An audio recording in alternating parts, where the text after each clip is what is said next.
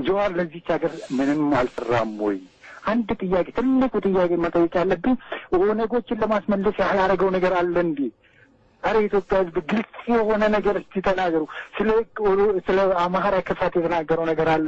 አማራ እንዲህ ሆነ ያለው አለ? ሌላ ብሔረሰብ ብቻ ሆነ ያለው ነገር አለ? ጀዋር መሐመድ እስቲ ግልጽ አድርጎኝ ነገርን እስቲ። እኔ እኮ አሁን ጀዋርን ለመጥላት ፈልጌን ያጣሁት የምጠላበትን መንገድ ምንድን ነው? አሁን በኦሮምኛም አዳምጠዋለሁ፣ በአማርኛም አዳምጠዋለሁ። ግን ጀዋርን የምጠላበትን ነገር ነው ፈልጌ ያጣሁት። ልጠላው ገባ?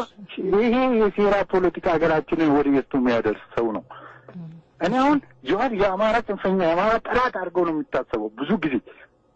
ግን አንድም ቀን ስለ አማራ ክፋት ስለ ሌላ ብሔር ክፋት ሲናገር ሰምቼው አላውቅም። አንድም ቀን እሱ የሚጽፋቸውንም ነገሮች አነባለሁ።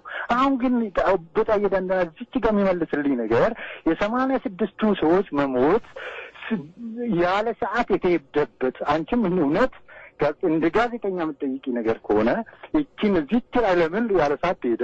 ያቺ ምርመራዎች የደረሰች 86 ሰዎች ሞት ተጠያቂ ማን ነው? ጀዋር ከሆነ ለምን እንዴት የሚለውን ስብለሽ እዛች ጋር ጠይቂልኝ። ስለ እግዚአብሔር ስለ ኢትዮጵያ አምላክ። እሺ አቶ ሀብታሙ እናመሰግናለን።